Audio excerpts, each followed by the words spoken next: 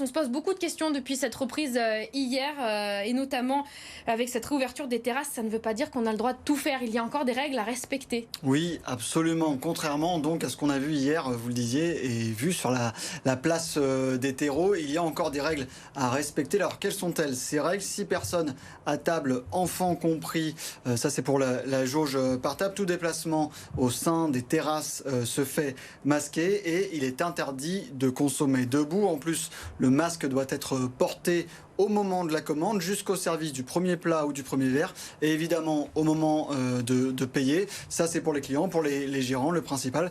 La principale règle, c'est cette jauge, vous le savez, à 50%. On risque quoi, Hugo, à faire tomber le masque en terrasse? On peut vraiment se contaminer là-bas? Alors, peu de contamination. D'après de nombreuses études, le risque est tout simplement très faible parce que vous le savez, les principales contaminations se font en intérieur et d'après le ministère de la Santé japonaise, il y aurait 18 à 20 fois moins de risques de se contaminer à l'extérieur qu'à l'intérieur. Et puis, selon une autre étude publiée dans la revue scientifique Le Journal des maladies infectieuses, moins de 10% des contaminations au Covid sont survenues en extérieur. Donc le masque, il faut encore le garder.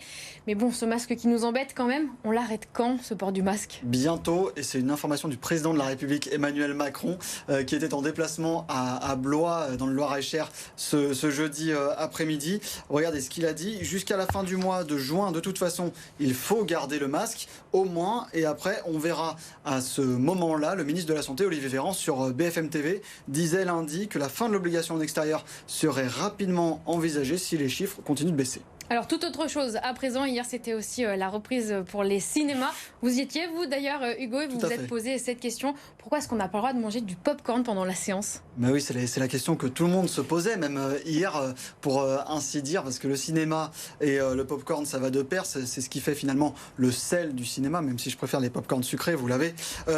Et donc, c'est une consigne du ministère de la Culture qui ne veut pas faire de différence de traitement entre les cinémas et les restaurants qui, eux, ne peuvent pas servir de nourriture à l'intérieur. Et donc on peut imaginer que le 9 juin prochain, date à laquelle les restaurants pourront rouvrir leurs salles à l'intérieur, les pop-corn seront eux aussi de retour dans les salles obscures. Merci Hugo pour toutes vos réponses. Alors la reprise, ça n'a pas été possible dans tous les secteurs. Vous avez encore un peu de temps, vous Hugo, pour peaufiner vos pas de danse et puis votre fameux déhanché avant de retourner sur le dance floor. La réouverture des boîtes de nuit